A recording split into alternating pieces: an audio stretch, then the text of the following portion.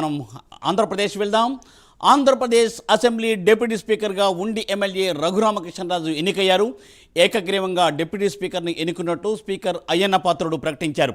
Deputy speaker పదవికి ఒకే nomination రావడంతో ఈ మేరకు నిర్ణయం తీసుకున్నామని ఆయన తెలిపారు. రఘురామకృష్ణరాజును CM Chandrababu, deputy CM Pawan Kalyan speaker కుర్చీలో కూర్చోబెట్టారు. రఘురామకృష్ణరాజును స్పీకర్ అయ్యన్న పాత్రుడు అభినందించారు. వైసీపీ హయాంలో రఘురామకృష్ణరాజు ఎదుర్కొన్న ఇబ్బందులను చంద్రబాబు, పవన్ కళ్యాణ్ సభలో ప్రస్తావించారు. మరి దీనిపై మరింత సమాచారాన్ని ఎక్స్క్లూజివ్ ఫీల్డ్ రిపోర్ట్ను గుంటూరు నుండి మా ప్రతినిధి రవికృష్ణ అందిస్తారు. రవికృష్ణ. మూర్తి, ఏదైతే ఏపీ అసెంబ్లీకి సంబంధించినటువంటి డిప్యూటీ స్పీకర్ పదవికి ఏదైతే ఉందో ఆ డిప్యూటీ స్పీకర్ పదవికి రఘురామకృష్ణరాజుని ఈరోజు ఆయనకి ఆ పదవి కట్టబెట్టడం జరిగింది. ప్రధానంగా కూడా గత 3 రోజుల నుంచి ఏదైతే డిప్యూటీ స్పీకర్కి సంబంధించినటువంటి ఈ పదవి ఏదైతే ఉందో ఈ పదవికి సంబంధించి మొట్టమొదటి నుంచి కూడా రఘురామకృష్ణరాజు పేరే వచ్చిన సందర్భం. అయితే నిన్న ఆయన మాత్రం మీడియా పాయింట్కి వచ్చి ఒకవేళ ఎవరన్నా కనుక మరొకరు ఈ డిప్యూటీ స్పీకర్ పదవి కనుక పోటీలో కనుక ఉన్నట్లయితే మాత్రం తాను ఎలక్షన్ ఫేస్ చేయాల్సి వస్తుందని, అదేవిధంగా కూడా లేని పక్షంలో మాత్రం ఈరోజు ఏకగ్రీవంగా కూడా ఎన్నిక అవుతానని ఆయన తెలియజేశాడు. ఈ నేపథ్యంలోనే ఏకగ్రీవంగా ఒకే ఒక్క నామినేషన్ వచ్చినటువంటి నేపథ్యంలో కేవలం ఇక లాంఛనమైంది. ఆ నేపథ్యంలోనే ఖచ్చితంగా కూడా 2 గంటల సమయంలో ఆయన్ని డిప్యూటీకి స్పీకర్గా కూడా ఎన్నికైనట్లు ఎవరైతే దీనికి సంబంధించిన చింతకాయల అయ్యన్న పాత్రుడు స్పీకర్ ఉన్నారో ఆయన ప్రకటించడం జరిగింది. ఆ తర్వాత ఆయన్ని అభినందించారు. అదేవిధంగా కూడా డిప్యూటీ సీఎం పవన్ కళ్యాణ్, అదేవిధంగా కూడా సీఎం చంద్రబాబు నాయుడు కూడా ఈ ఎన్నికైనటువంటి కొత్తగా డిప్యూటీ స్పీకర్గా ఎన్నికైనటువంటి రఘురామకృష్ణరాజుని అయితే మాత్రం అభినందించడంతో పాటుగా కూడా సభా సాంప్రదాయాలకు అనుగుణంగా కూడా వాళ్ళిద్దరూ కలిసి ఆయన్ని ఆ స్పీకర్ చైర్ దాకా తీసుకెళ్లి స్పీకర్ చైర్లో కూర్చోబెట్టిన పరిస్థితి అయితే కనపడింది. ఈ సందర్భంగా కూడా అక్కడ ఉన్నటువంటి ఎవరైతే సభ్యులు ఉన్నారో వాళ్ళైతే హర్షం వ్యక్తం చేశారు. ప్రధానంగా కూడా ఆయన డిప్యూటీ స్పీకర్గా ఆయన సందర్భంగా ఈ సీఎం చంద్రబాబు నాయుడు మాట్లాడుతూ ఆయన గత ప్రభుత్వంలో పడినటువంటి ఈ ఇబ్బందులన్నింటినీ కూడా ఒక్కసారిగా కూడా ఆయన తెలియజేసి అక్కడ ఉన్నటువంటి సభలో దానికి సంబంధించినటువంటి పూర్తి స్థాయిలో కూడా ఆయన వివరించిన పరిస్థితి అయితే కనపడింది. ప్రధానంగా కూడా గత 2019లో ఆయన నరసాపురం ఎంపీగా గెలిచిన తర్వాత, వైసీపీ పార్టీకి సంబంధించిన ఎంపీగా గెలిచిన తర్వాత అక్కడ నుంచి ఆయన ఢిల్లీలో ఉన్న పరిస్థితి, దానికి జరిగినటువంటి కారణాలన్నీ కూడా వివరించారు. ఎప్పుడైతే ఈ అప్పుడు సీఎంగా ఉన్నటువంటి జగన్ ఉన్నారో ఆ జగన్కి సంబంధించి జగన్ మీద కొన్ని వ్యాఖ్యలు చేసినటువంటి సందర్భంలో ఆయన్ని టార్గెట్ చేయటం, సొంత ఎంపీ అయినప్పటికీ కూడా ఆయన టార్గెట్ చేసిన పరిస్థితి, ఆయన ఎట్టి పరిస్థితిలో కూడా అరెస్టు చేయించాలని ఆయన అయితే భావిస్తున్నటువంటి పరిస్థితి అయితే కనపడింది.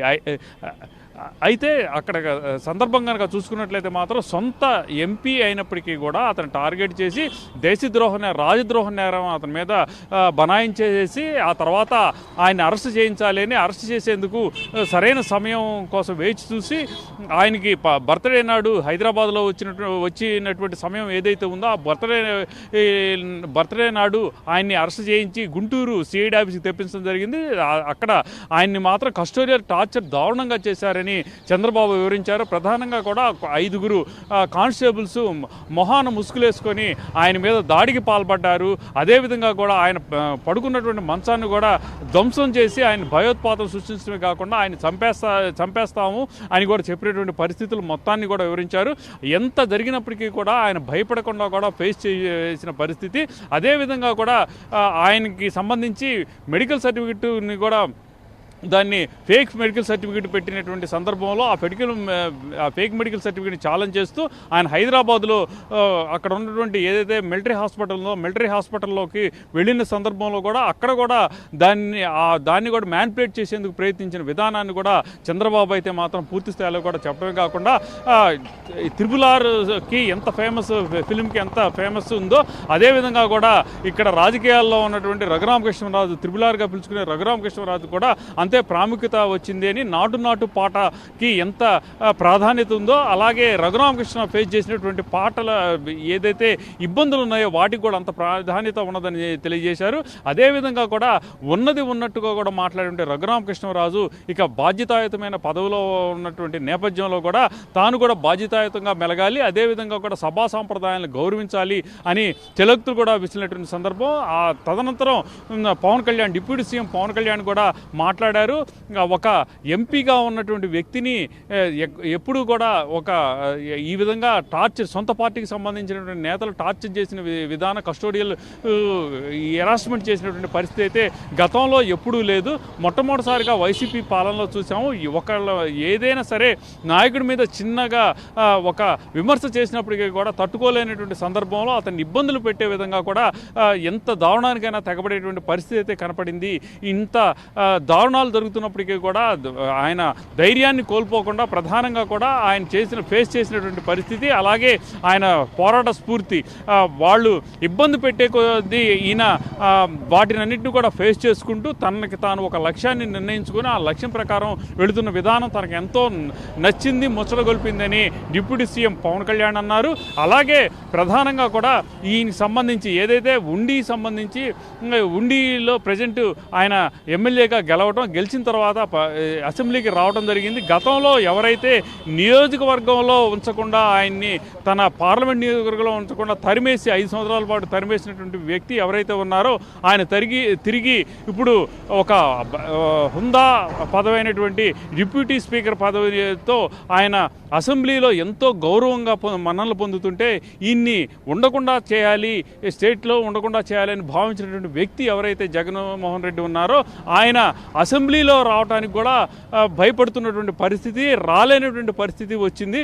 ఇదంతా కూడా కర్మ రిటర్న్స్, చేసుకున్నవాడికి చేసుకున్నంత అన్నట్లు ఉంటుంది. కర్మ ఎవరిని వదలదు అని చెప్పి పవన్ కళ్యాణ్ అయితే చెప్పారు. ఈ సందర్భంగా కూడా ప్రధానంగా మనం అబ్జర్వ్ చేసినట్టయితే మాత్రం ఎవరైతే ఈ రఘురామకృష్ణరాజు ఉన్నారో రఘురామకృష్ణరాజుకు మాత్రం అక్కడ ఉన్నటువంటి సభ్యులందరూ కూడా అభినందించిన పరిస్థితి అయితే ఉంది. ఆయన పోరాట స్ఫూర్తి ఏదైతే ఉందో ఆ పోరాట స్ఫూర్తి మాత్రం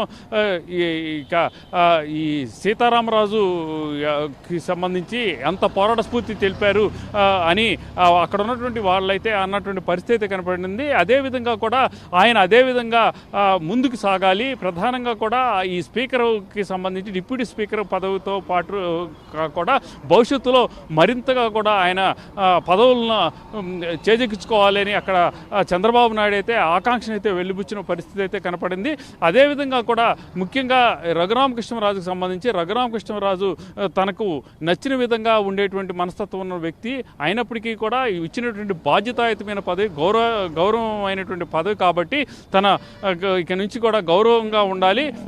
ఇక మాట్లాడే సందర్భంలో కూడా ప్రతిదీ ఆచితూచి మాట్లాడేటువంటి పరిస్థితి ఉంటుంది అని చెప్పి పవన్ కళ్యాణ్ అయితే తెలియజేసిన పరిస్థితి అయితే కనపడింది. ప్రధానంగా ఈరోజు జరిగినటువంటి ఏదైతే డిప్యూటీ స్పీకర్కి సంబంధించి ఈ పదవికి సంబంధించి ఆయన్ని తీసుకున్నటువంటి సందర్భంలో ఇప్పుడు ఏదైతే ఆయన డిప్యూటీ స్పీకర్గా పెట్టిన సందర్భంలో అక్కడ ఉన్నటువంటి మొత్తం అసెంబ్లీలో ఉన్నటువంటి సభ్యులందరూ కూడా హర్షాన్ని వెలిబుచ్చారు. అదేవిధంగా ఆయన చేసినటువంటి గత ప్రభుత్వం మీద చేసినటువంటి పోరాట స్ఫూర్తి ఏదైతే ఉందో ఆ పోరాట స్ఫూర్తికి మాత్రం వాళ్ళందరూ కూడా సరైనటువంటి పదవి దక్కినట్లుగా కూడా భావించిన పరిస్థితి అయితే కనపడింది. Thank you Ravikrishna, thanks for exclusive field report. ఇక మరొక ఫీల్డ్ రిపోర్ట్ చూద్దాం. కేటీఆర్ను విచారించేందుకు గవర్నర్